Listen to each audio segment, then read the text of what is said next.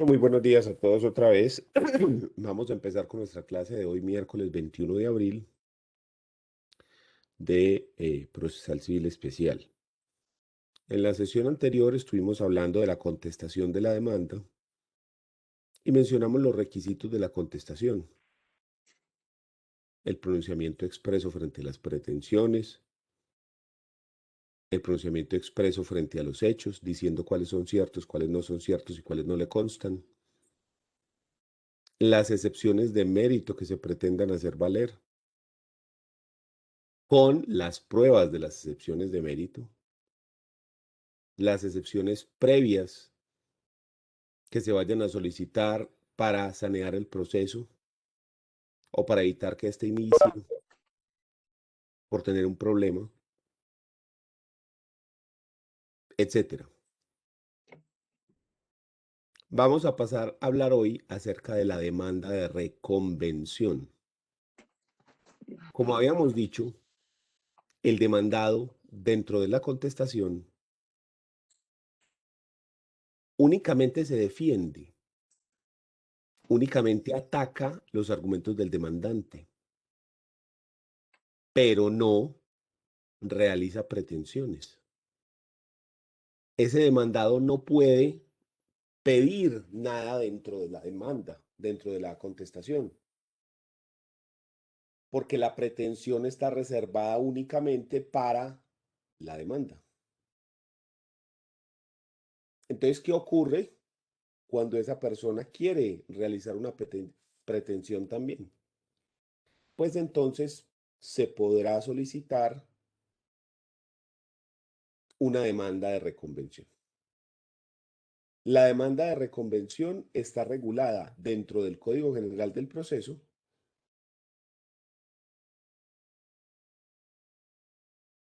en el artículo 371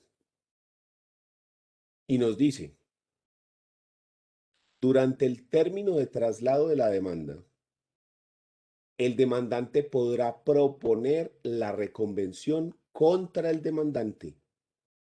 Si de formularse en proceso separado, procedería a la acumulación, siempre que sea competencia del mismo juez y no esté sometida a un trámite especial. Sin embargo, se podrá reconvenir sin consideración a la cuantía y al factor territorial. Entonces, varios puntos a tener en cuenta. Primero, dentro del traslado de la demanda se deben entonces realizar dos actos. El primero de esos actos es la contestación, porque el hecho de que se vaya a hacer demanda de reconvención no implica que usted va a dejar de contestar la demanda. Primer punto.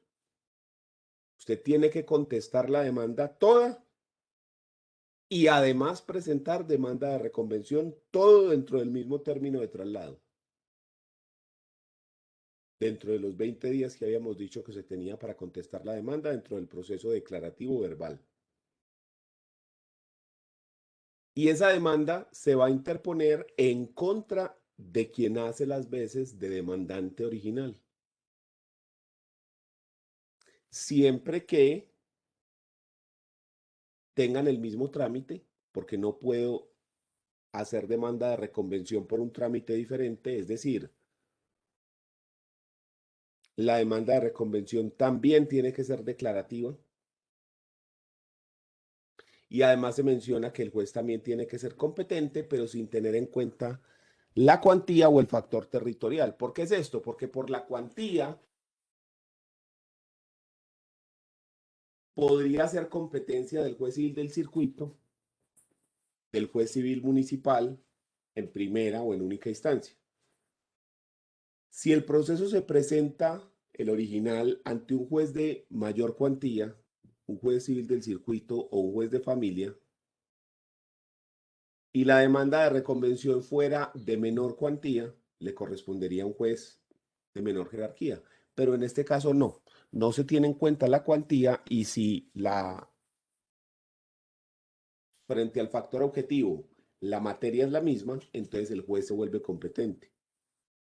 Tampoco se tiene en cuenta el factor territorial, porque en el factor territorial uno demandaría en el domicilio del demandado. Entonces a mí me están demandando en mi domicilio y yo tengo que demandar en el domicilio del otro.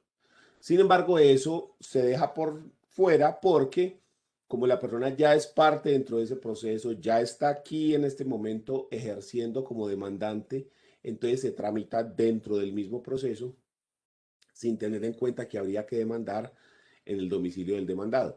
Por lo tanto, en la contestación de la reconvención no se podrá proponer, perdón, la excepción previa de falta de competencia por el factor territorial, porque expresamente se hace la salvedad de que no se requiere. ¿Qué más nos propone este artículo 371 del Código General del Proceso? Nos dice, vencido el término de traslado de la demanda, en el segundo inciso, vencido el término de traslado de la demanda inicial a todos los demandados, se correrá traslado de la reconvención al demandante, en la misma forma prevista en el artículo 91, por el mismo término de la inicial. En lo sucesivo, ambas se sustanciarán conjuntamente y se decidirán en la misma sentencia. Así como yo le di a la persona un término para contestar la demanda, en la misma forma, yo le voy a dar un término al demandado en reconvención, que es el demandante original, para que esta persona conteste esa demanda de reconvención y proponga, al igual que como ya lo hemos visto, sus excepciones previas de mérito y demás. ¿Cuánto es el término que se tiene para contestar la demanda de reconvención? Nos acaban de decir que sea el mismo término que la demanda original. Entonces, si en la demanda original, por ser un declarativo verbal, le dimos 20 días, damos 20 días para la contestación de la demanda de reconvención. Si es un declarativo verbal sumario, entonces damos solamente 10 días porque eso fue lo que se dio de traslado para la demanda original. La diferencia que uno podría encontrar entre una demanda y una demanda de reconvención no radicaría en el tiempo para contestar, sino en la forma de notificación. ¿Sí? Porque la demanda y la demanda de reconvención son iguales, cumplen con los mismos requisitos, pero la variación usted la encontraría en la forma de admisión y notificación de la misma. Una vez presentada, el juez admite la demanda por auto, ahí estamos totalmente iguales, pero una vez se da el auto admisorio de la demanda de reconvención, ese auto se notifica por estados al demandante, al demandado en reconvención, por estados. En cambio, en la demanda original, usted presenta la demanda, el juez la admite si cumple con todos los requisitos y se notifica al demandado original, personalmente. Si no se puede realizar la notificación personal, por aviso. Y si se desconociera el lugar de notificación del demandado, se notificará por edicto emplazatorio. En cambio, la demanda de reconvención, una vez presentada, es admitida por el juez y ese auto de admisión se notifica por estados. Quiere decir que ese auto se saca por escrito, al siguiente día hábil se cuelga en la secretaría del juzgado durante todo el día de 8 a 5 y a partir del día siguiente empieza a correr el término de traslado que ya dijimos es por el mismo término inicial de 20 días o de 10 días si fuere un proceso verbal sumario.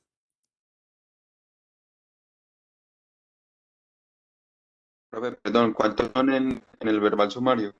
10.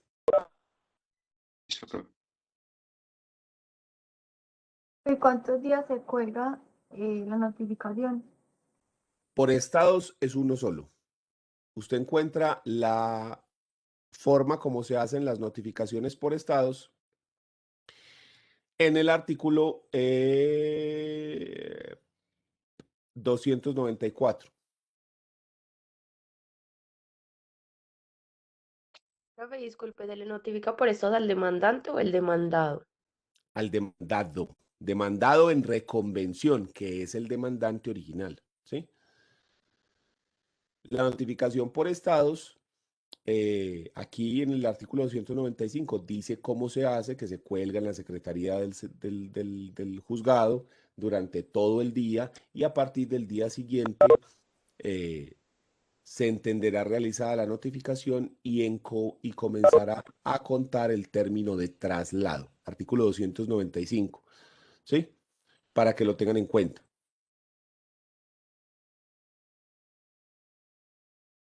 ¿Qué más nos dice este 371?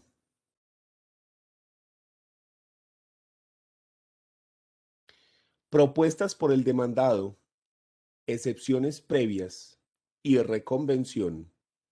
Se dará traslado de aquella una vez expirado el término de traslado de esta. Si el reconvenido propone a su vez excepciones previas contra la demanda de reconvención obviamente, unas y otras se tramitarán y decidirán conjuntamente. O sea que el juez decide a la misma vez las excepciones previas que se colocaron a la demanda original por parte del demandado y a la demanda de reconvención por parte del demandado en reconvención. El juez las tramita las excepciones previas a la misma vez porque al final la finalidad de las excepciones previas es la misma. La finalidad de la excepción previa es evitar que el proceso inicie porque el proceso tiene un problema. ¿Listo? Esta demanda de reconvención va a tener exactamente los mismos requisitos que la demanda original. Tiene que cumplir con los requisitos del artículo 82, 83 y 84 en lo relativo a mm, los anexos. ¿Listo? Entonces, en ese evento, la persona tiene que cumplir con exactamente los mismos requisitos que hemos visto. Y se podrá entonces inadmitir por las mismas razones que hemos visto y también se podrá rechazar por las mismas razones que ya hemos visto para la demanda original. Eso no cambia en nada. Y la contestación de la demanda de reconvención igual debe cumplir con exactamente las mismas reglas que estábamos analizando para la contestación original. Es llevar otra demanda dentro del mismo proceso. Es eso, llevar otra demanda dentro del mismo proceso. Presentada la contestación, la demanda de reconvención, admitida, notificada y contestada la demanda de reconvención, procedemos a dar paso entonces a la audiencia inicial. La audiencia inicial está regulada en el artículo 372 del Código General del Proceso, que es este. Dentro de esa audiencia inicial se puede resolver todo el asunto hasta llegar a la sentencia. O en caso de que surjan pruebas nuevas, se podrá suspender en el debate probatorio y luego continuar en otra audiencia que se llama audiencia de instrucción y juzgamiento.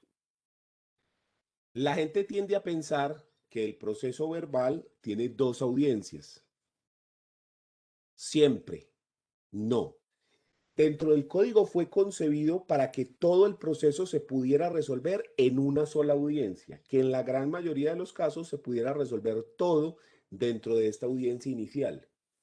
Pero como existen dos audiencias, la audiencia de instrucción y juzgamiento y la audiencia inicial, y desgraciadamente se le puso esos nombres, en vez de ponerle audiencia principal y audiencia subsidiaria, o audiencia de práctica de pruebas adicionales o cualquier otro nombre, entonces eso hace pensar que si hay una audiencia inicial, tiene que haber una audiencia final. Y fuera de eso, la otra se llama de instrucción y juzgamiento. Entonces, por el nombre pareciera de que siempre se deben realizar dos audiencias. Eso es falso. La idea del código es que la gran mayoría de procesos se resuelvan en la audiencia inicial. Que no haya necesidad de realizar la audiencia de instrucción y juzgamiento. Que esta sea excepcional. Entonces, primer punto, la idea es que se resuelva todo en una sola audiencia, la audiencia inicial. Esa es la idea del código. Revisemos el artículo y miramos cómo funciona esta audiencia.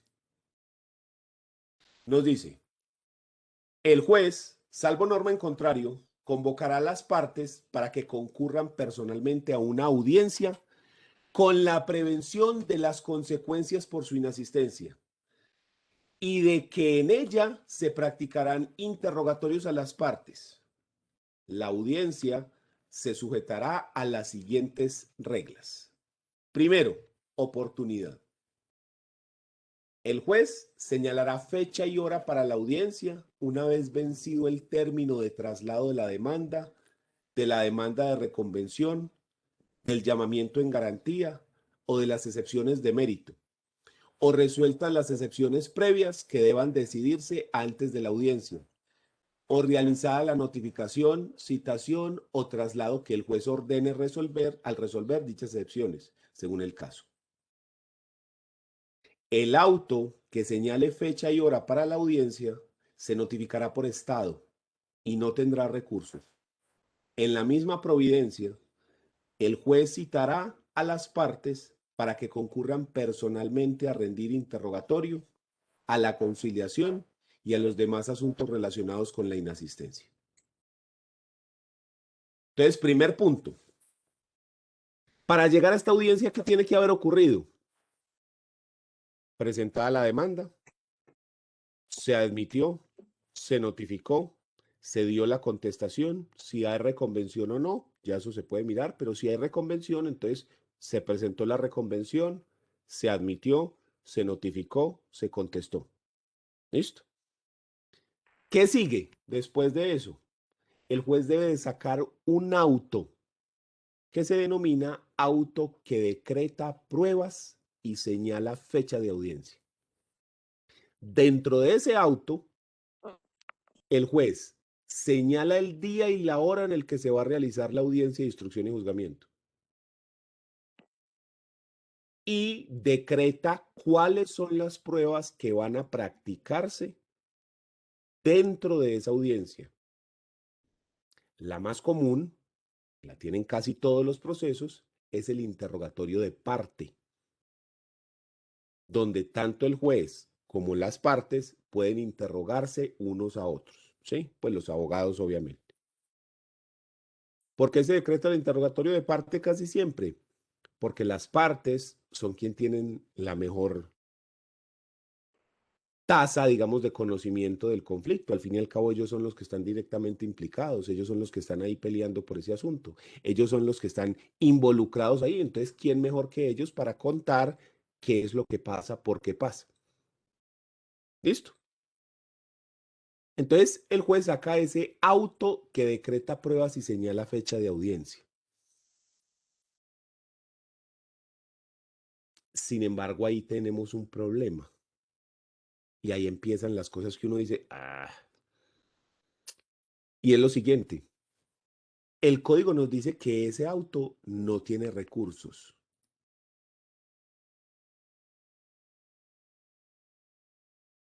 El auto que señale fecha y hora para la audiencia se notificará por estados y no tendrá recursos. El problema es que en ese auto también se decretan pruebas. Y el decreto de pruebas sí puede tener recursos. Porque si el juez decreta una prueba inconducente, impertinente, inútil o ilegal, pues yo sí puedo decirle, hey, negro, estás decretando una prueba que no es. ¿Sí? Entonces, no tiene recursos frente a la decisión de celebrar la audiencia. Eso no tiene recursos. ¿Listo? Pero frente a la decisión sobre las pruebas que se van a practicar, ahí sí proceden recursos contra esa decisión. ¿Listo?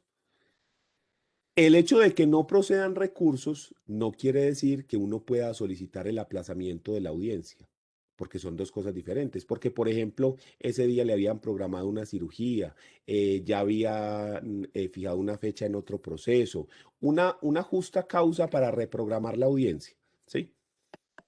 Se puede solicitar. El hecho de que no procedan recursos nada tiene que ver con usted solicitar, señor juez, yo ese día no puedo, por favor reprográmelo. Y siempre y cuando haya una justa causa, pues el juez podrá decidir favorablemente sin que eso implique pues un recurso de reposición para que lo tengamos en cuenta. Una justa causa, ¿qué es? Lo que le digo, una cirugía, que en un proceso ya previamente hayan fijado una fecha de audiencia. ¿Sí?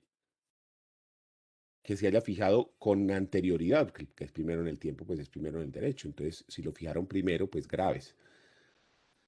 Pero no te servirán pues de excusa que tenés clase o alguna cosa así, ¿sí?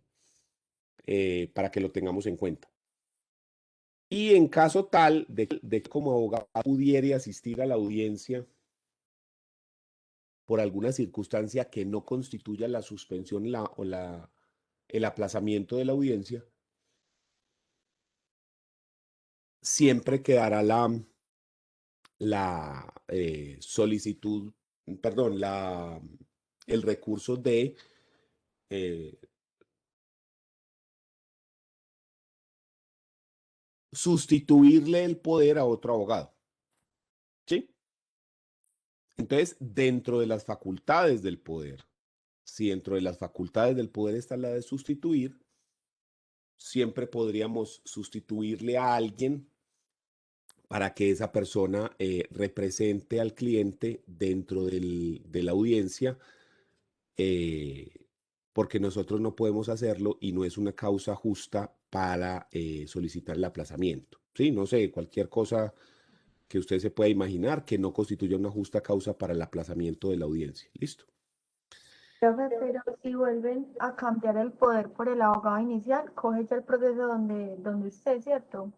Sí, sí, exactamente. O sea, lo más normal es que, por ejemplo, la persona sustituya el poder y luego otra vez vuelve a reasumir las funciones, ¿ya? Reasume las funciones después de que se lleve a cabo eso. Yo no lo recomiendo mucho por lo que les dije, en la audiencia inicial puede resolverse todo el proceso. Entonces la persona le pagó a usted porque fuera usted su abogado y si todo eso se resolvió y para acá usted se resolvió mal, eso puede generar conflictos. Pero siempre tenemos pues esa opción. Es una opción que no debemos descartar. ¿Listo? La de sustituir el poder para que otro abogado pueda llegar a representarlo siempre y cuando dentro del poder, siempre y cuando dentro del poder esté esa facultad.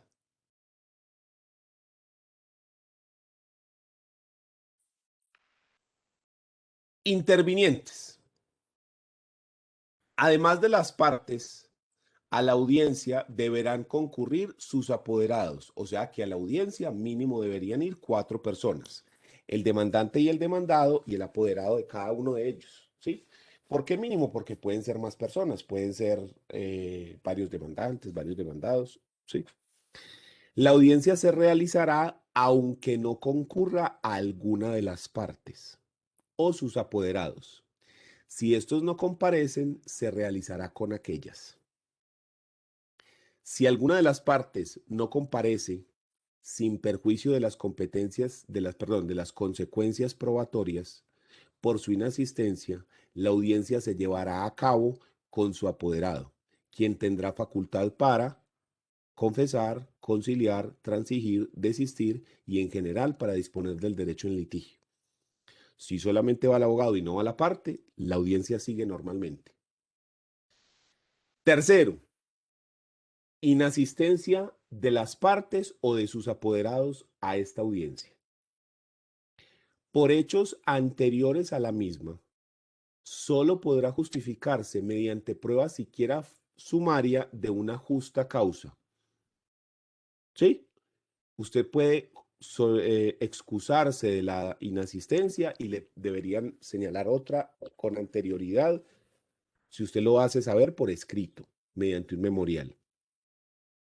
Si la parte y su apoderado, dígame. Dice que si alguna de las partes no comparece en los incisos anteriores, sin perjuicio de las consecuencias probatorias, es decir, eso no comparecer le trae a la parte que que no asistió consecuencias. Sí, ya las vamos a ver, ya las vamos a leer. ¿Listo? Ok, ok. Espérenme un segundito y verá. Profe, Porque hay si, 3 tipos de consecuencias. ¿Cómo? si no va el apoderado, pero sí la parte. Ya vamos a ver. Espérenme un segundito. Terminemos de leer esta porque se da cuenta de qué es lo que pasa si falta uno, o si falta el otro, o si faltan los dos, que es diferente. Espérenme un segundito y verá. Si la parte y su apoderado, o solo la parte, se excusan con anterioridad a la audiencia y el juez acepta la justificación, se fijará una nueva fecha y hora para su celebración, mediante auto que no tendrá recursos. La audiencia deberá celebrarse dentro de los 10 días siguientes y en ningún caso podrá haber otro aplazamiento. Esto es, si hay una excusa antes de la audiencia, entonces se fija una nueva fecha dentro de los 10 días siguientes y no se puede volver a aplazar. Las justificaciones que presenten las partes o sus apoderados con posterioridad, se celebró la audiencia, las personas no pudieron ir, solo serán apreciadas si se aportan dentro de los 3 días siguientes a la fecha en que se verificó. Es decir, realizada la audiencia, usted tiene 3 días para justificarse, 3 días hábiles, obviamente. El juez solo admitirá aquellas que se fundamenten en fuerza mayor o caso fortuito y solo tendrán el efecto de exonerar de las consecuencias procesales, probatorias y pecuniarias adversas que se hubieran derivado de la inasistencia. ¿Qué significa eso? Que no lo van a sancionar ni procesalmente, ni probatoriamente, ni pecuniariamente. En este caso, si el juez acepta la excusa, prevendrá a quien la haya presentado para que concurra a la audiencia de instrucción y juzgamiento a absolver el interrogatorio.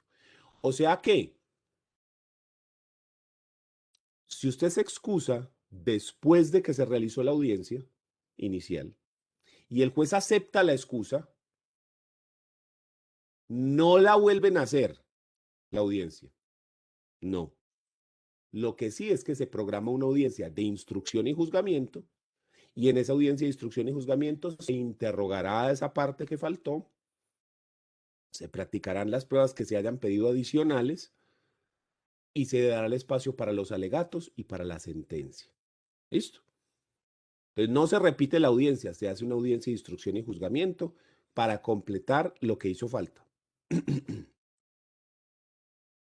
Consecuencias de la inasistencia. Sigamos con el artículo 372. Consecuencias de la inasistencia. Ya miramos lo de las consecuencias. Entonces dice, la inasistencia injustificada del demandante hará presumir ciertos los hechos en que se fundan las excepciones propuestas por el demandado, siempre que sean susceptibles de confesión.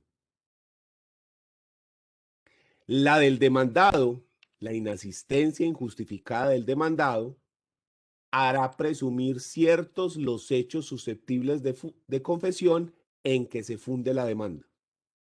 Profe, tú dijiste el artículo 372, ¿cierto? Sí, véalo acá. 372, audiencia inicial, míralo. ¿Listo? Gracias, profe. Estamos acá en el numeral tercero del 372 y estamos en el inciso, Numeral cuarto. eso, numeral cuarto, perdón, sí, acá numeral cuarto. Gracias. Entonces, si falta el demandante, se presumen ciertos los hechos susceptibles de confesión en el cual se basan las excepciones de mérito. Si el que falta es el demandado, se presumen ciertos los hechos que fundamentan las pretensiones. Básicamente usted perdió el proceso. Cuando en ninguna de las partes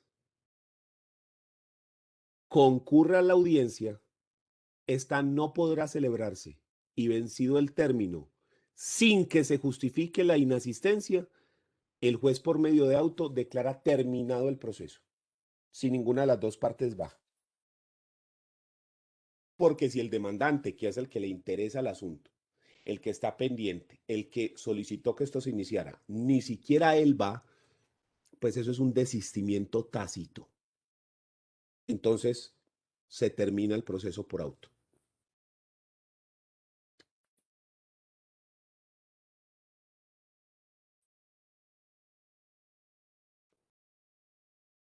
Las consecuencias previstas en los incisos anteriores se aplicarán en lo pertinente para el caso de la demanda de reconvención y de intervención de terceros principales. O sea, aplican las mismas reglas para la demanda de reconvención, de que si no va uno, entonces se presume cierto esto, ¿sí? Cuando se trate de litisconsorcio necesario, las consecuencias anteriores, lo de presumir ciertos los hechos o presumir ciertas las excepciones, solo se aplicarán por inasistencia injustificada de todos los litisconsortes necesarios. O sea que con uno que falte, no nos pueden aplicar esa sanción, tienen que faltar todos. Cuando se trate de litisconsorcio facultativo, las consecuencias se aplicarán al que faltó. Porque como en el facultativo la decisión sí se puede dividir, la decisión sí puede ser independiente, entonces solamente se aplica a esa persona. A la parte o al apoderado que no concurra a la audiencia, se le impondrá una multa de 5 salarios mínimos legales mensuales vigentes, o sea, casi 5 millones de pesos. Si no va ninguno de los dos, son 5 salarios para la parte y 5 salarios para el apoderado. No es 5 por los dos, es 5 a cada uno. Si no va solo la parte, 5 a él y el apoderado bien. Si no va el abogado, 5 a él y a la parte nada. Y si no van los dos, 5 y 5. Además de las otras consecuencias. Entonces, usted leyendo este artículo 372, se da cuenta de que existen 3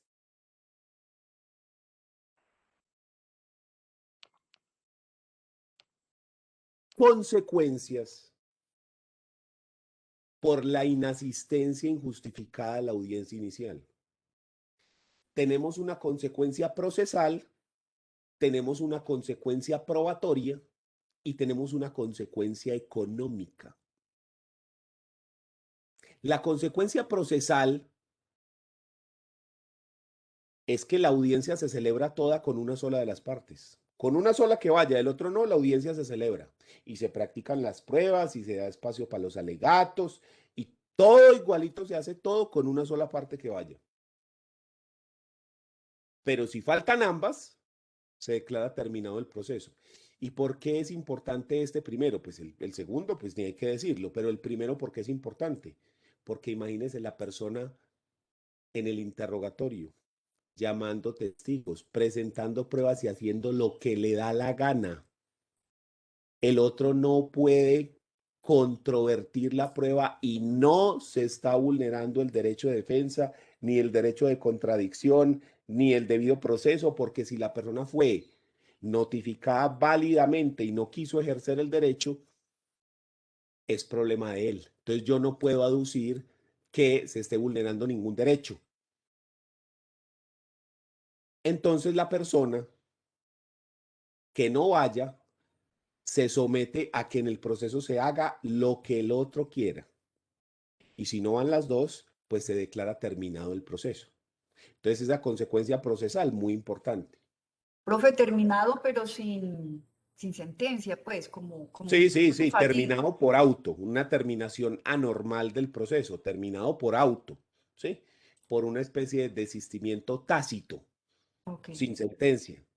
Simplemente se dice, viendo que aquí no vino ninguna de las dos partes, pues se declara terminado el proceso entonces y se acabó. ¿Cuál es el problema ahí? Que entonces el demandante tendrá que volver a demandar, pero el tiempo que se gastó no se recupera, ¿sí? Porque acuérdese que cuando usted presenta la demanda, se interrumpen los términos de prescripción y de caducidad.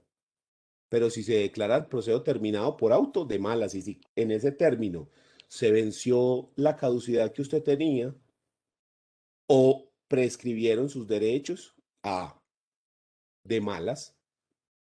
Entonces se puede volver a presentar, sí se puede volver a presentar, pero el término le sigue corriendo normalmente como si nunca hubiera presentado la demanda. Entonces, para que eso esté bien claro y lo tengan ahí presente. Pero a mí esa no me parece que sea la más grave, porque el hecho de que la persona haga lo que le dé la gana en la audiencia y pregunte lo que quiera y acomode las pruebas y todo eso, no me parece a mí, entre comillas, tan grave. La más grave que me parece a mí es la otra, la probatoria. Porque si falta el demandante, se presumen ciertos los hechos que dan fundamento a las excepciones. Básicamente, las excepciones tienen fundamentación y por lo tanto se deben conceder. O sea, el demandante perdió el proceso. Y si falta el demandado, se presumen ciertos los hechos de la demanda. Entonces, ¿cuál es el problema de esto? Que si los hechos se presumen ciertos, ni siquiera hay que practicar pruebas. Porque es que la idea de las pruebas es demostrar los hechos. Para demostrar que yo tengo la razón y que se me debe conceder, bien sea la pretensión o la excepción. La finalidad de los hechos es fundamentar las pretensiones o fundamentar las excepciones. Entonces, si se presumen ciertos, yo ya no tengo que demostrar. ¿Para qué voy a escuchar testigos, peritos, etcétera, si se presume cierto? Entonces gané el proceso. Básicamente gané el proceso. Ya, se acabó. Bien sea para el lado que se haya asistido al mismo. Y el problema ahí es que si a usted le dan sentencia, no como en el otro que es auto que declara terminado el proceso, sino sentencia, concediéndole la razón porque se presumen ciertos esos hechos, bien sea los de la demanda o los de las excepciones, eso hace tránsito a cosa juzgada y ya no se puede volver a demandar. Ya quedó resuelto el asunto. Entonces mire el problema ahí. O sea, la cosa sí es muy grave. ¿Alguien me iba a decir algo?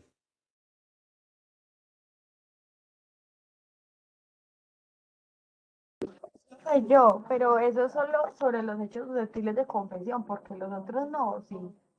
Sí, sobre los hechos susceptibles de confesión, pero básicamente usted ganó porque pues la gran mayoría generalmente son hechos susceptibles de confesión. Generalmente. Habrá unos que no, esos tocará probarlos. Pero de resto, ya está probado. O sea, básicamente, usted hace la audiencia para probar lo que quedó faltando, lo que no quedó cobijado por esa presunción. Usted hace la audiencia para demostrar eso, lo que no quedó cobijado. Y vea, se acabó, hermano. Es jodidísimo, jodidísimo. Y además, por si fuera poco, falta la otra, la sanción económica o pecuniaria, que es una multa de 5 salarios mínimos. Ahí está esa cifra errada, porque está con un valor pasado. La cifra que aparece ahí está errada. La cifra de este año es casi los 5 millones porque el salario mínimo es 908.526, si no estoy mal. Entonces son casi 5 millones de pesos. Y aplican las tres, no es una sola, sino que las tres sanciones se aplican a la misma vez. La procesal, la probatoria y la económica. O sea, no asistir a la audiencia es gravísimo. Además que también genera responsabilidad disciplinaria para el abogado. Porque es que usted está cometiendo una falta contra la profesión. Entonces, además de estas tres, en la cual usted perdió el proceso y lo multaron, también usted como abogado puede ser sancionado disciplinariamente por una falta a la profesión. Profe, ¿lo puedes volver a colocar, por favor?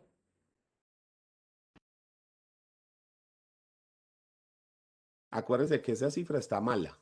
Es más, ¿por qué no hacemos la multiplicación? A ver, venga, yo la hago para corregirla aquí.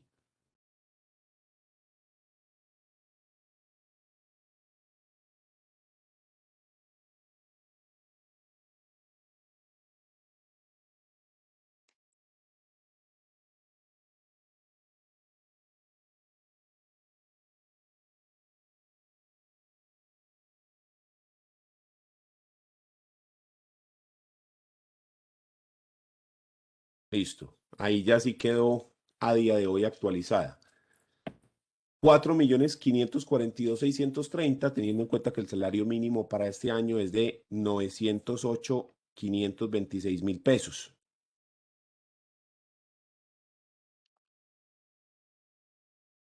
Entonces, para el abogado hay una cuarta sanción, la sanción disciplinaria, gravísimo. Gravísimo.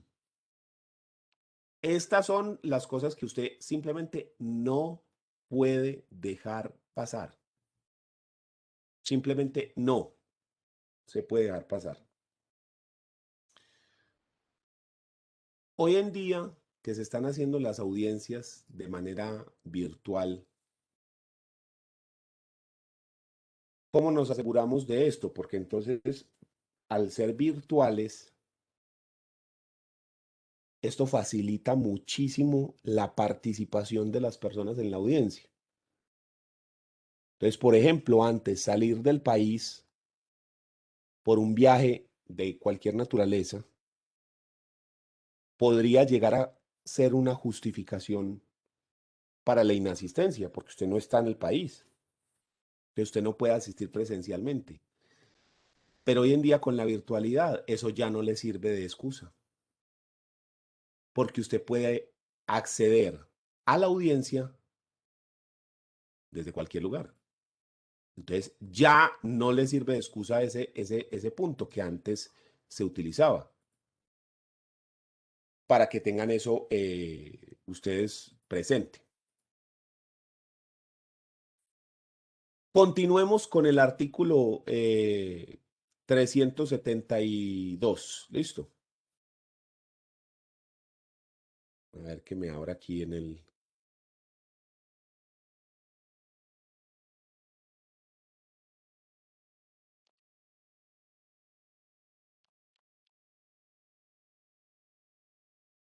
Acá.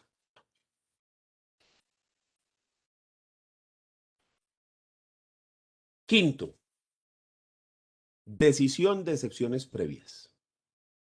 Ahora sí, ya dejamos atrás lo de que no asistió o que sí asistió. Vamos a hablar ahorita qué ocurre si las dos partes asisten en una audiencia normal. ¿Listo? ¿Cómo se desarrolla la audiencia inicial de manera normal cuando los dos han concurrido? Dígame.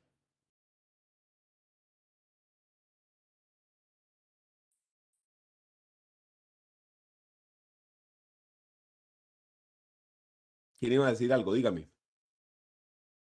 Si se pasa a la audiencia de instrucción y juzgamiento.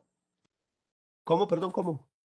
Si se pasa a la audiencia de instrucción y juzgamiento. No, todavía no hemos tocado esa audiencia. Todavía estamos hablando solamente de la inicial. Es que mire que en realidad no hemos entrado a la audiencia inicial. Solamente hemos dicho cómo se decreta mediante un auto después de que se presenta la contestación y la demanda de reconvención. ¿Y qué es lo que pasa si usted no va? Pero no hemos dicho nada más. Ahora necesitamos saber qué es lo que ocurre dentro de esta audiencia y cuándo se decretaría entonces una audiencia de instrucción y juzgamiento, en qué caso. Entonces, vamos a ver el contenido de la audiencia inicial. A partir de este momento estamos hablando del contenido de la audiencia inicial. Que yo lo tengo resumido en este cuadrito, pero quiero que primero lo miremos en el código y luego después pasamos al cuadrito, que lo único que hace es tratar de graficar lo que está en el código. ¿Listo? Entonces, vamos otra vez al código, artículo 372, numeral quinto. Decisión de excepciones previas. Sería lo primero que se hace. La decisión sobre las excepciones previas. Con las limitaciones previstas en el artículo 101, el juez practicará las pruebas estrictamente necesarias para resolver las excepciones previas que estén pendientes y las decidirá. Si al momento todavía hay excepciones previas pendientes, entonces se deciden. ¿Cómo así? Es que hay excepciones previas que se pueden decidir antes de la audiencia. Claro, la falta de jurisdicción y la falta de competencia. Eso hay que decidirlo de una, porque si hay cualquiera de las dos, el juez le toca rechazar la demanda y enviar al juez competente. ¿Sí? Esas son excepciones previas que se resuelven inmediatamente se presentaron. No hay que esperar a la audiencia inicial para resolverlas. ¿Listo? Para las otras, entonces se da una resolución ahí y se puede abrir una etapa probatoria pequeña, mínima, para practicar las pruebas que sean necesarias para declarar la excepción previa.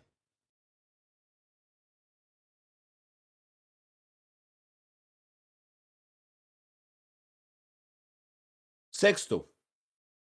El sexto supone, Profe, dígame, discúlpeme, ¿me puede repetir esta parte? ¿Se va a declarar como una etapa? una etapa probatoria previa, pequeña, únicamente para practicar las pruebas de las excepciones previas. ¿Sí? Ya sabemos que las excepciones previas están reguladas dentro del artículo 100 del Código General del Proceso, donde nos dice qué cosas son excepciones previas. Entonces, si usted necesita demostrar mediante pruebas alguna de las cosas que se pueden proponer como excepción previa, ahí se practica en ese momento. En ese instante se practica. Y se decide. Si la excepción previa prospera, el proceso no puede continuar. Porque esa es la idea de la excepción previa, que el proceso no continúe.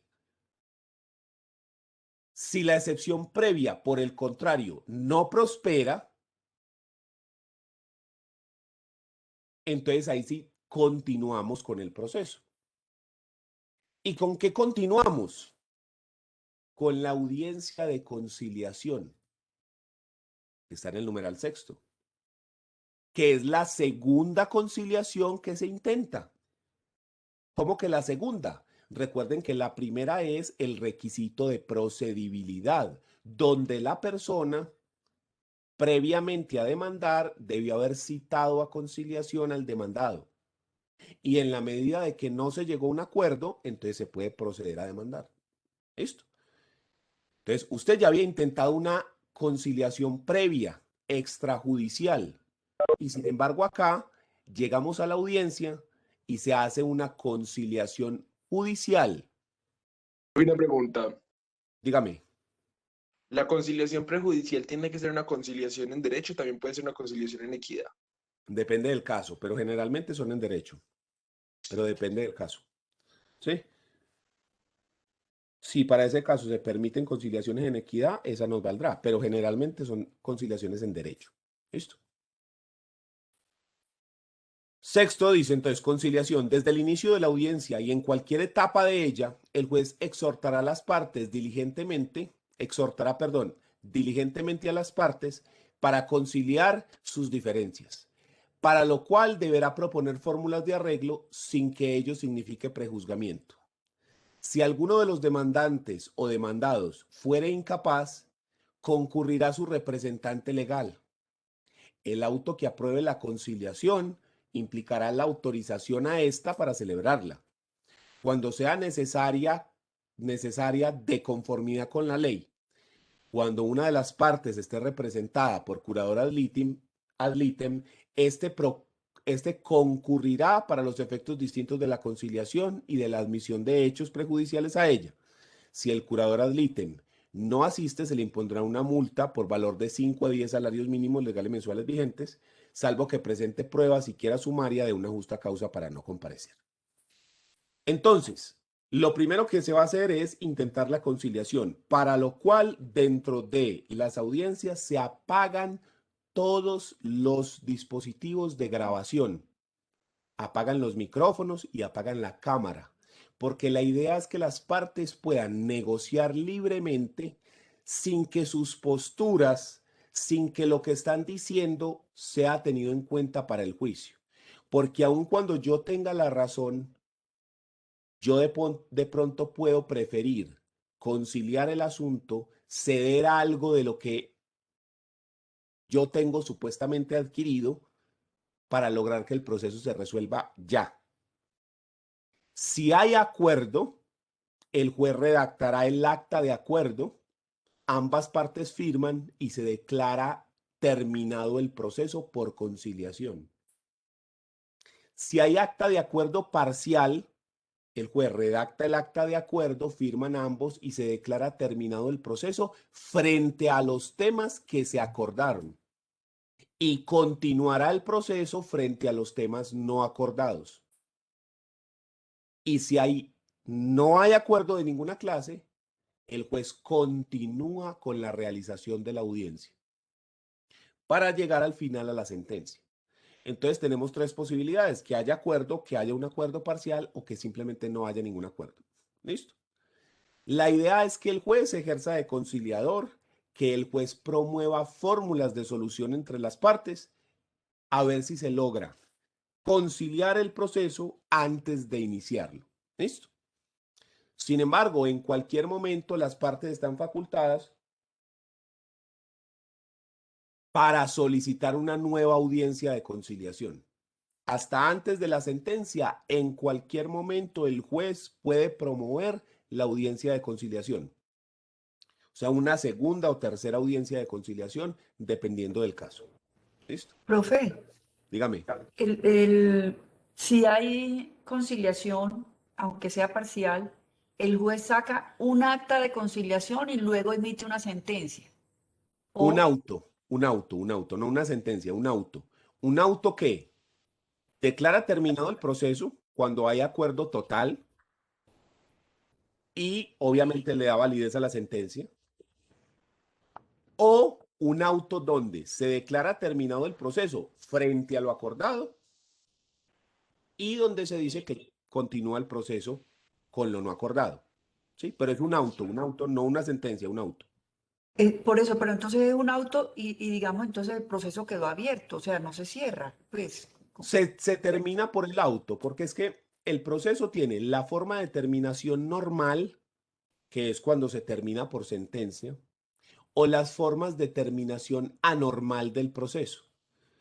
La terminación anormal del proceso, usted la encuentra regulada dentro del Código General del Proceso a partir de la sección quinta del libro segundo, artículos 312 y siguientes.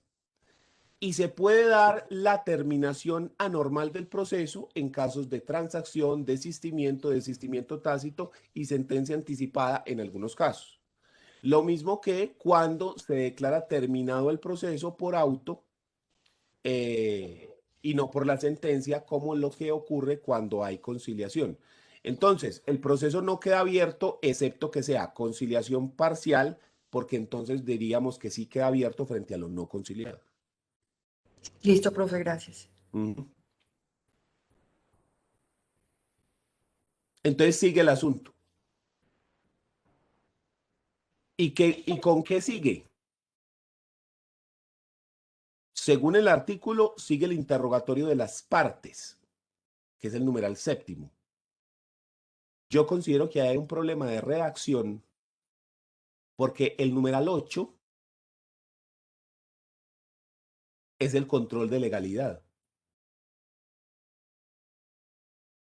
Y no es lógico que primero se interrogue a las partes para después decir, ¡ay, aquí hay una nulidad gravísima! No, no, deje así. Eso no es lógico. No tiene sentido que primero se haga un interrogatorio y luego se haga el control de legalidad del proceso. No tiene sentido. Para mí esto es una errata y Profe, y entonces si tal vez primero se también debe se hacer le esto. hace control de legalidad, pues también al interrogatorio de parte, es decir, a todo el proceso, incluyendo el interrogatorio de parte. Ujú. Pero no tendría sentido practicar una prueba si hay una nulidad que no deja avanzar el proceso. Por ejemplo, un error en la notificación. Entonces, no tendría sentido que primero se hiciera el interrogatorio de parte antes que el control de legalidad, a mi modo de ver. Entonces, por eso es que dentro de la imagen que yo tengo, yo la pongo en el orden que para mí es el orden correcto, el orden lógico. Primero se resuelven las excepciones previas y para ello se puede hacer una etapa probatoria para practicar pruebas sobre las excepciones. Vencido este término, si las excepciones resultaron infundadas, entonces pasamos a la etapa de conciliación. Y luego de la etapa de conciliación seguiría el control de legalidad y luego el interrogatorio a las partes y las otras pruebas que se vayan a practicar. Profe, ¿Sí? pero ¿cómo se lleva en la realidad? O sea, ¿cuál orden se sigue en la vida real? Para mí, lo que yo he visto es esto. Se hace el control de legalidad y se sigue. Así, Ok, en este orden. gracias. Así es como me ha tocado a mí hacerlo. Listo. Incluso por eso es que hago el cuadro de esta manera. Entonces, leámoslo en el orden en el que debería ser. Control de legalidad. El juez ejercerá el control de legalidad para asegurar la sentencia de fondo y sanear los vicios que puedan acarrear nulidades u otras irregularidades del proceso, los cuales, salvo que se trate de hechos nuevos, no se podrán alegar en las etapas siguientes. Además, verificará la integración del litisconsorcio necesario. ¿Listo? Entonces, el juez verifica que todo esté en orden, verifica que no haya nulidades y se continúa con el proceso.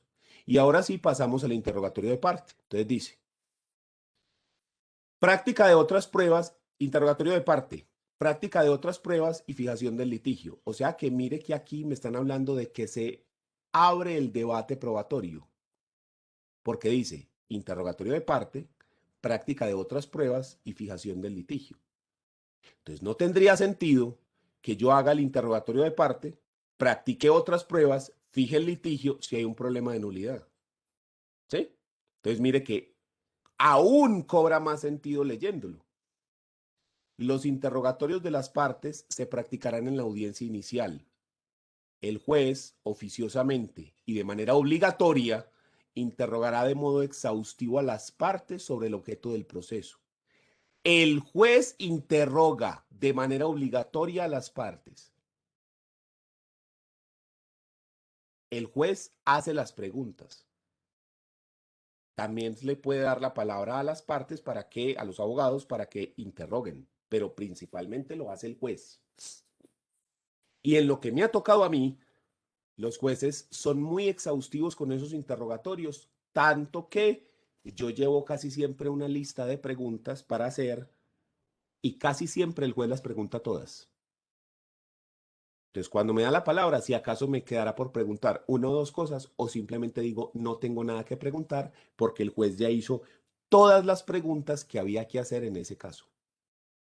Entonces, ellos son muy cuidadosos con ese interrogatorio, lo hacen muy bien, a uno y al otro. Dice ahí también que se puede ordenar el careo. Dígame. O sea que son los apoderados de las partes quienes proponen el interrogatorio y el juez quien la realiza. No, el juez lo hace de oficio. No lo tienen ni siquiera que proponer las partes. Y entonces tú, ¿por qué llevas la lista? Porque como el juez nos da la palabra a nosotros para que hagamos preguntas también y porque usted en algunos casos también pide como prueba el interrogatorio de parte. Entonces, para uno llevar la lista de preguntas que uno necesita hacer, ¿sí? Porque en casi todos los procesos uno solicita interrogatorio de parte para interrogarlos y lograr obtener, por ejemplo, del demandado una confesión o del demandante algo que beneficie al demandado y que le dé la razón a uno. Listo. Y aquí dice que el juez también podrá ordenar el careo. Nunca me ha tocado que un juez ordene el careo. Nunca me ha tocado eso, ni lo he visto, ni lo he escuchado, pero sin embargo, pues ahí está la facultad para hacerlo. El careo implica poner a una persona enfrente de la otra y decir, venga, ¿usted por qué respondió esto cuando esta persona dice esto? Y a ver la persona que dice cuando es confrontada por el otro. ¿Listo? El juez podrá decretar y practicar en esta audiencia las demás pruebas que resulte posible, siempre y cuando estén presentes las partes. Todas las pruebas se pueden practicar de una sola vez. Entonces usted, para esa audiencia inicial, tiene que llevar a los testigos y tenerlos ahí filaditos afuera, para que los vayan llamando. ¿Listo? Tiene que llevar al perito que va a sustentar el dictamen pericial. Todas las pruebas se van a practicar de una sola vez si es posible, ahí, tan, una detrás de la otra. Entonces hay que estar preparado para eso, porque en esas audiencias iniciales generalmente se practican todas las pruebas que sean necesarias. ¿Listo? El juez de una vez pasa a la etapa de testigos y pasa a todo lo que sea necesario y sea posible practicar en ese momento. ¿Listo?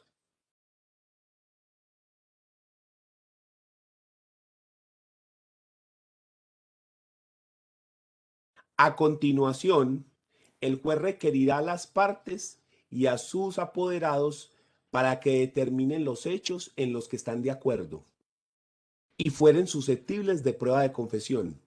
Fijará el objeto del litigio, precisando los hechos que se consideran demostrados y los hechos que requieren ser probados. Esto pues no es que sea algo anormal, raro, simplemente si algo ya está probado documentalmente o confesado, pues entonces se dice, vea, sobre eso no vamos a practicar pruebas porque esto ya está listo. Vamos a practicar las pruebas frente a lo que nos queda por demostrar, que es lo importante, donde está el quid del asunto. Sentencia. O sea que practicadas las pruebas, se pasa a la etapa de sentencia. Salvo que se requiera la práctica de otras pruebas. Ojo con esto. Salvo que se requiera la práctica de otras pruebas. A menos que usted vaya a practicar otras pruebas. Solo en caso de que usted vaya a hacer otra prueba.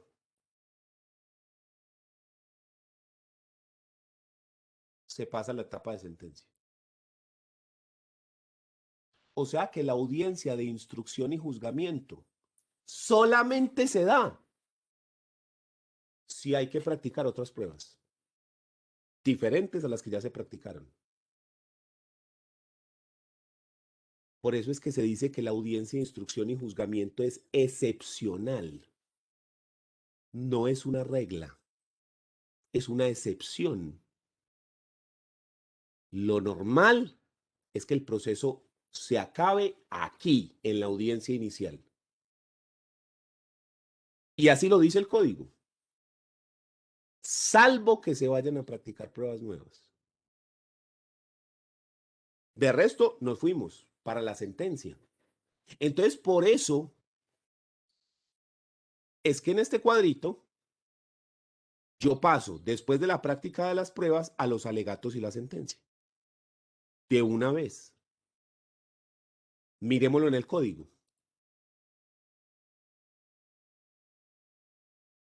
Salvo que se requiera la práctica de otras pruebas, a continuación, en la misma audiencia y oídas las partes hasta por 20 minutos, estos son los alegatos de conclusión. Y oídas las partes hasta por 20 minutos cada una. Eso es lo que se llama alegatos de conclusión, en los cuales a cada una de las partes, empezando por el demandante y terminando con el demandado, se le da la oportunidad de hablar hasta por 20 minutos.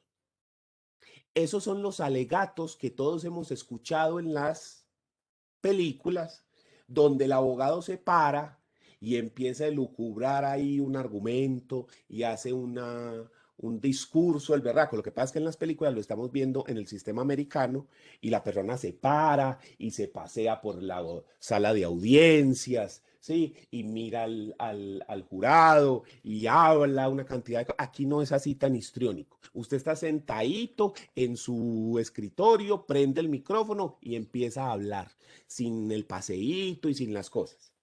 Y en las películas americanas, como la decisión la toma un jurado, ustedes muchas veces ven que ese discurso pasa más como por tratar de mover los sentimientos, pasa como por la parte personal, pasa como por tocar a la persona en sus sentimientos, en su parte humana, bien sea para que le genere ira, repudio en contra del otro, o para que le genere compasión, pesar, comprensión con esa persona.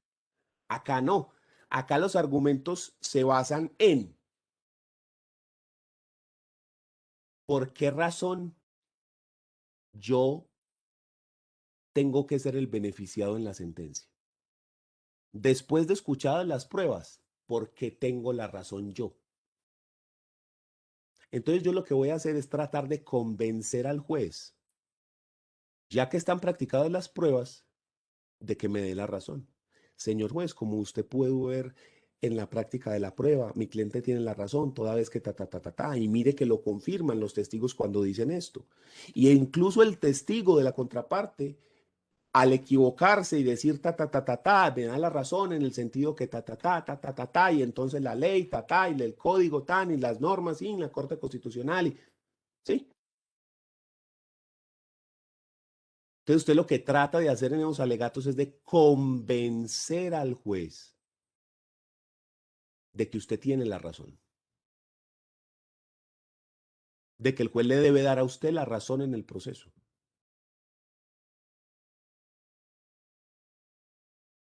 ¿En qué se diferencia el alegato de conclusión a lo que usted dice en la demanda y en la contestación?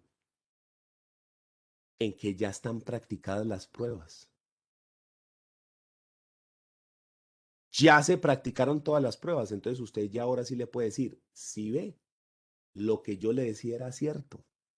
Mira estas circunstancias, aquí no queda otra sino darme la razón a mí. Hay que tratar de convencer al juez. Esa es la parte donde los abogados supuestamente se lucen. A mí me parece que eso no es tan cierto.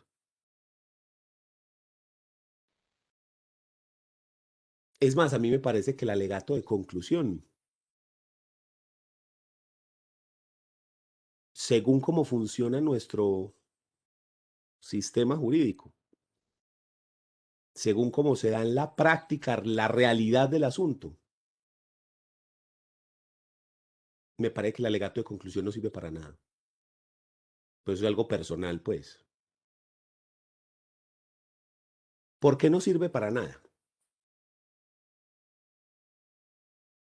Como la ley le impone al juez la obligación de decidir aquí, a menos que se requieran otras pruebas, el juez realmente ya llega a la audiencia sabiendo a quién le va a dar la razón. No, ¿cómo así? Es que eso es prejuzgar, eso no se puede. No, no nos hablemos mentiras. El juez ya leyó la demanda, ya leyó la contestación, ya vio las pruebas que se aportaron documentalmente entre cada una. Entonces el juez ya tiene una idea de quién va a tener la razón. Es más, muchos llegan con la sentencia ya construida, ya escrita. Van a la audiencia inicial, es a confirmar lo que ya decidieron. Porque escuchando las otras pruebas, confirman lo que ya decidieron. En muy pocos casos, el juez cambia de opinión. El juez ya llega con una idea formada. Solamente llegas a confirmar mediante las pruebas lo que él ya había decidido en su despacho. Entonces, el alegato de conclusión realmente es poca la efectividad que tiene. Porque es que el juez ya tomó la decisión y la confirmó con las pruebas. Sería interesante hacer una encuesta con los jueces y que respondieran de corazón, obviamente, que respondieran honestamente. ¿Cuántas veces los jueces han cambiado la decisión por lo que se dice en el alegato de conclusión? Que el juez diga, culpable, vamos a condenar a una indemnización de perjuicio de la berraca, vamos a darle la razón al demandante o vamos a darle la razón al demandado porque esta persona no tiene nada que ver acá, y que por el alegato de conclusión el juez diga, cambiemos de opinión, ¿cómo así? Sería muy interesante poder uno tener una estadística al respecto. Porque yo estoy muy seguro, por lo que he visto en la práctica, por lo que a mí me ha tocado en el ejercicio profesional, por lo que le cuentan a uno los amigos litigantes, de que el juez ya llega con la demanda bajo el brazo, con la sentencia, perdón. El juez ya sabe cómo va a fallar desde el principio. Él llega a confirmar con las pruebas y listo. Es más, y con las pruebas, después de practicadas las pruebas, está más que tomada la decisión.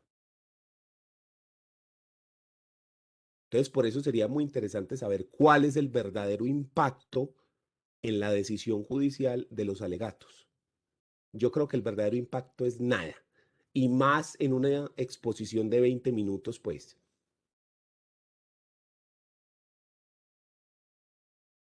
Yo creo que nosotros perfectamente podríamos eliminar ese paso y no cambiaría mayor cosa dentro del proceso. Profe, yo digo que esos alegatos de conclusión están más que todo diseñados como para ese sistema anglosajón donde hay esos jurados de conciencia. Exacto. Estamos totalmente de acuerdo, hermano. Pero totalmente de acuerdo.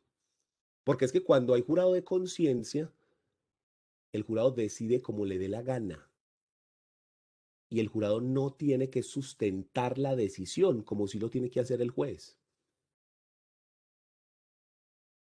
Entonces usted puede convencer al jurado. Todos hemos visto esas películas donde se tiran un alegato y a uno le dan ganas de llorar, de sentarse, le remueven a uno todo y uno, ay, tiene toda la razón. Pero eso no pasa acá porque es que la decisión se toma según la ley. Yo no puedo tomar decisiones según los sentimientos, según que me cae muy bien, que me cae muy mal, que es que pobrecito, que es que qué pecado, que es que... No, no, no, no, no, no, no, es según lo que dice la ley ya. Entonces sí, estamos de acuerdo. Eso está pensado para otro sistema, no para acá. Para mí, perfectamente podían eliminar los alegatos. No falta el abogado que diga, no, ¿cómo va a decir ese adefesio que es tan horrible? Hombre, seguramente que sí hay casos en los que el alegato gana el proceso, pero por eso vuelvo a lo mismo.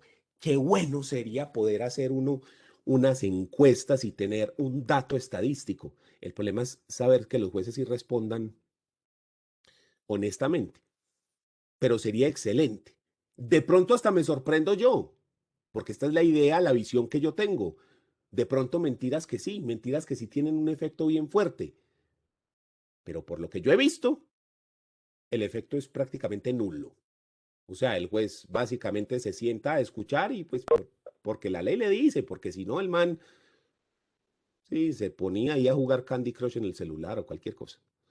Pero bueno, entonces se le dan alegatos de conclusión a cada una de las partes por un término de 20 minutos máximo a cada uno. Y de ahí sí pasamos a la sentencia.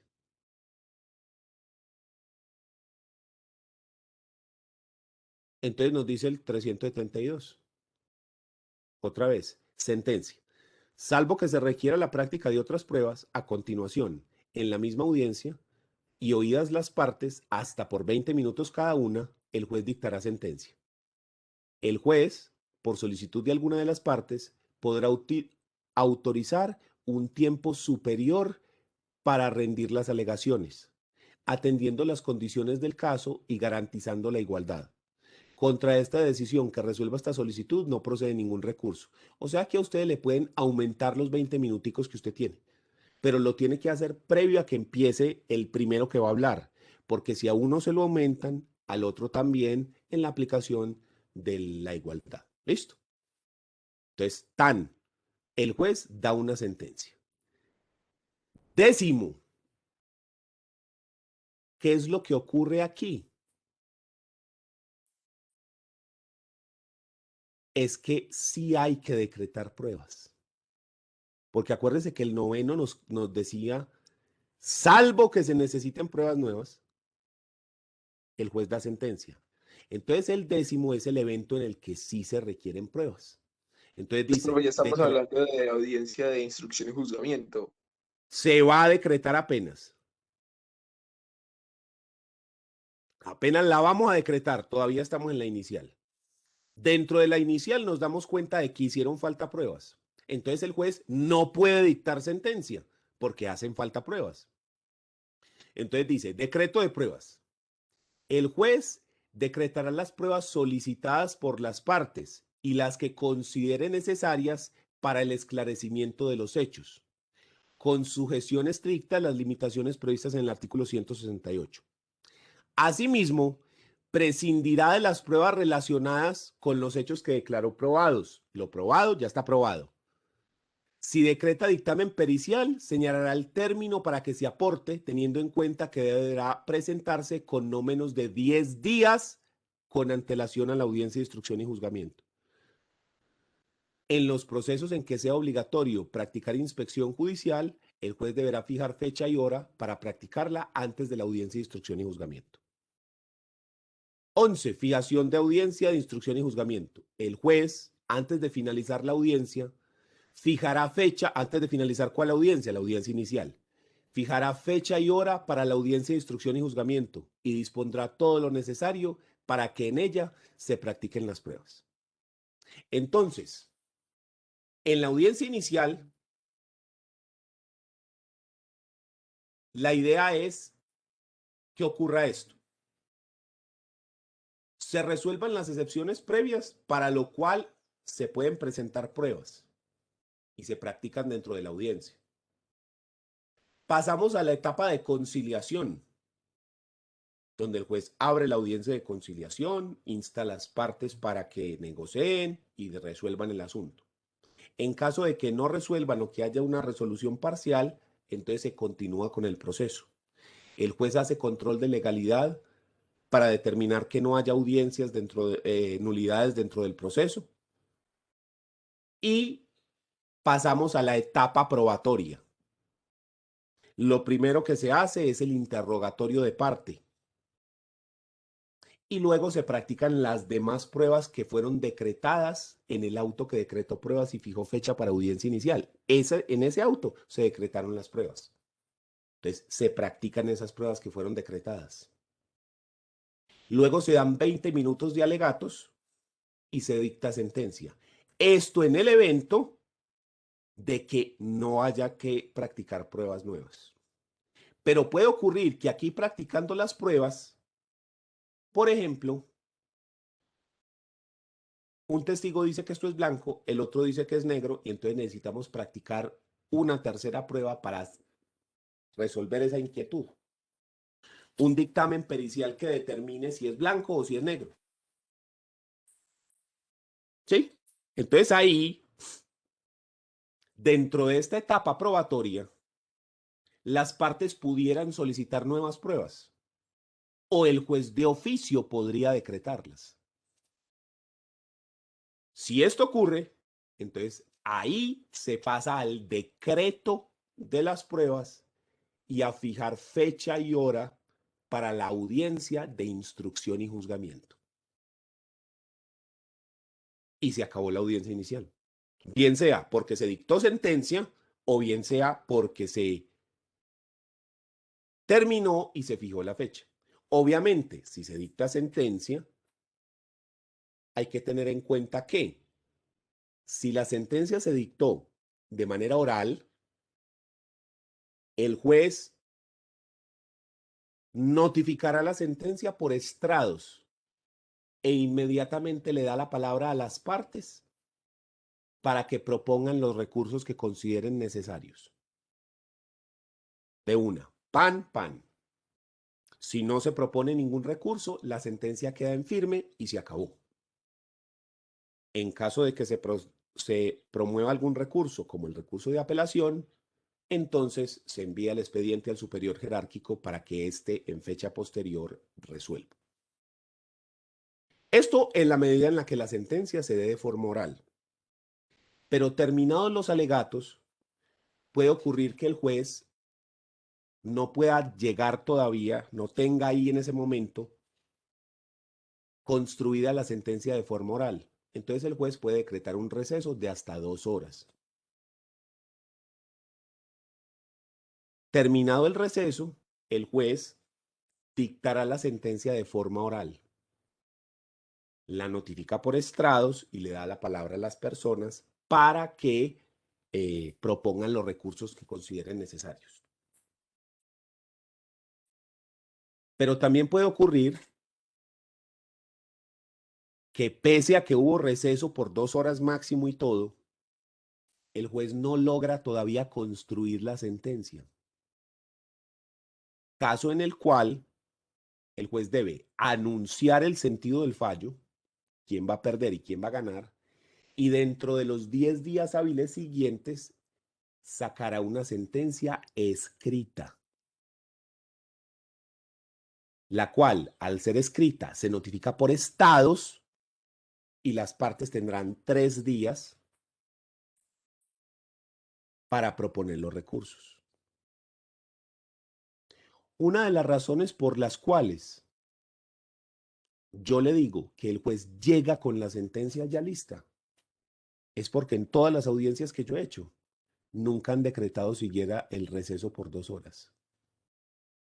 El juez termina la etapa probatoria, escucha los alegatos y dicta sentencia de forma oral de una. Y la lee. No es que se la va inventando ahí en el momento, la lee. ¿De dónde la sacó? La iba haciendo mientras iba escuchando las preguntas, ¿ok? O mientras escuchaba los alegatos iba redactando ahí en un momentico.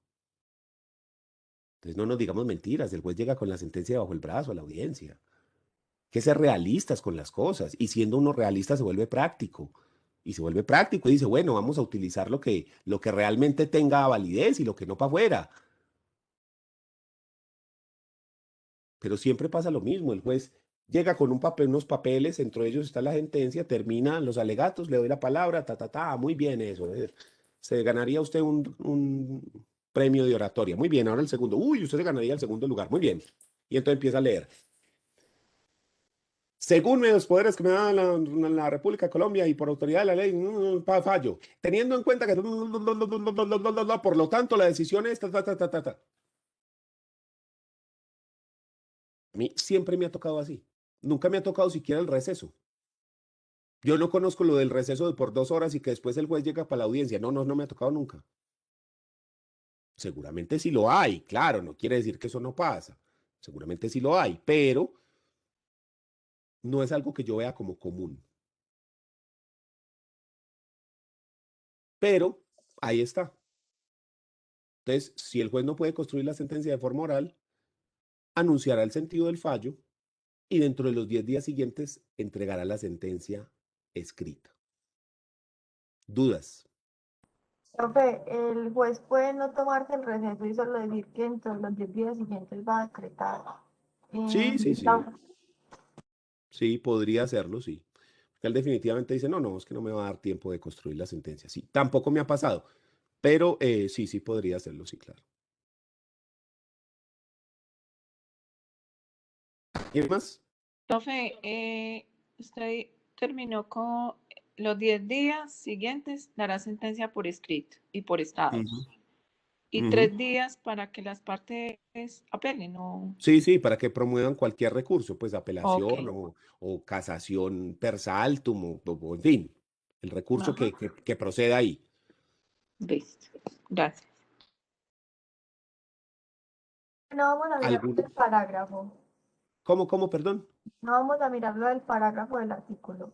Sí, ya voy. ¿Alguna otra duda hasta el momento?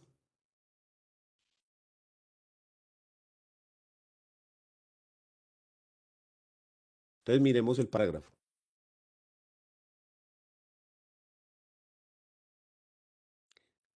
Cuando se advierta que la práctica de pruebas es posible y conveniente en la audiencia inicial, el juez de oficio o a petición de parte decretará las pruebas en el auto que fija fecha y hora para ella, con el fin de agotar también el objeto de la audiencia de instrucción y juzgamiento de que trata el artículo 373. En este evento, en esa única audiencia se proferirá la sentencia de conformidad con las reglas previstas en el numeral quinto del referido artículo 373. Este parágrafo es lo que confunde a la gente.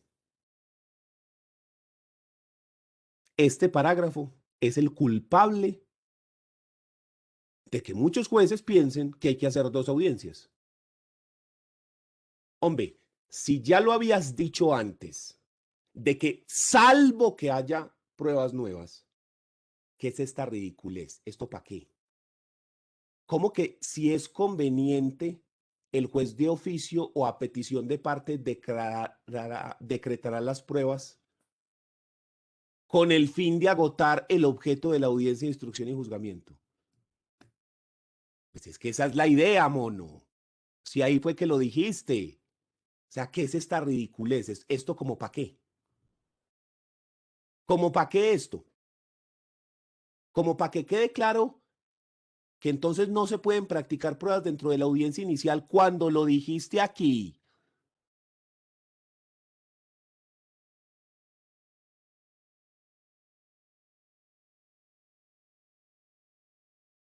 Bueno.